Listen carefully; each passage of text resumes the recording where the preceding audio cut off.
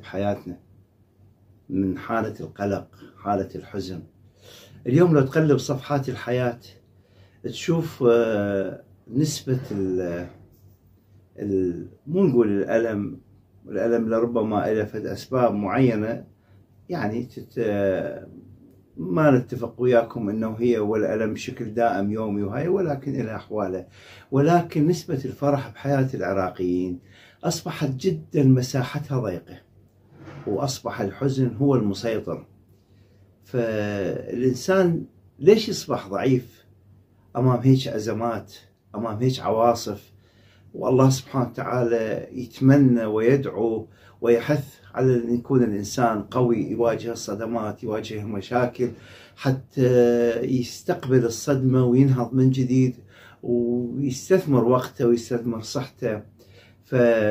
لكن الأحوال ما تدوم، فالأحزان والخوف والتوتر والقلق هي حالات تعصف بحياة الإنسان، بس من تكون متلازمة إله، متداخلة، تأتي واحدة بعد الأخرى، هنا راح الشخصية تتصدع، راح الإنسان يمر بظرف يتشتت في ذهنه، تتشتت في طاقته.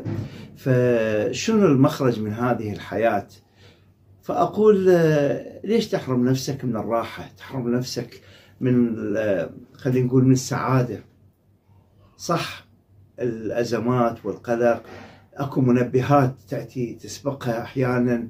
أحيانا القلق يعطيك فد رسالة مهمة، يبلغك انه انت فرصتك تأخرت، او انت ما حصلت على هاي الفرصة، او انت خسرت هذا الموقع. فهذا القلق اللي يصيب الإنسان هي حالة تحفيز له، حتى يبحث عن الأسباب، يبحث عن يعني الأمور اللي أوصلته لهاي الحالة. فعلى الإنسان أن يحمي نفسه من هذه الأزمات، ويكون عنده قوة داخلية.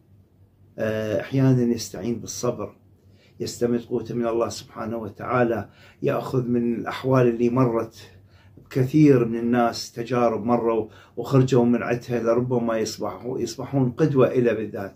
فأني أقول إنه لا تضيع يومك ونهارك إذا كانت الأحزان نتيجة مخاوف، والقلق نتيجة تحسبات مبالغ بها. يعني هو المحور اللي ردت أوصل، الفكرة اللي أوصلها إنه هاي المبالغة، هل الخسارة تستحق الألم؟ هل الخسارة لا تعوض؟ الذي لا يتعوض أو لا يعوض هو اللي تفقده أنت من صحتك ومن حيويتك ومن راحتك ومن خلايا جسمك، هذا اللي تخسره. هاي الخسارة اللي ما راح تتعوض. أما إذا كانت أشخاص، أصدقاء، معارف، أقرباء، مواقف، صدمات، والله كلها تتعوض. أنا أقول لك تتعوض. صح يمكن تتألم بالبداية، بس راح تنهض.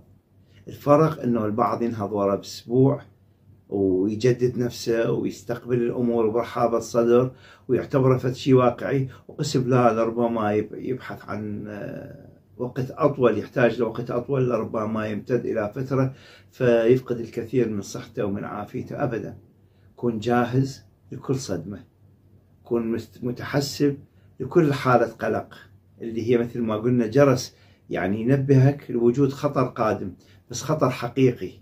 فأقول إذا ضاقت مساحة الفرح في حياتنا راح نخسر الكثير.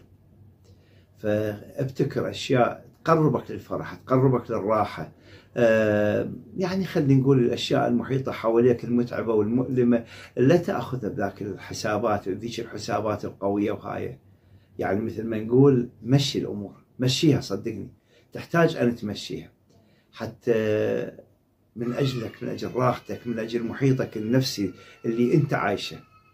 ونتمنى لكم الخير.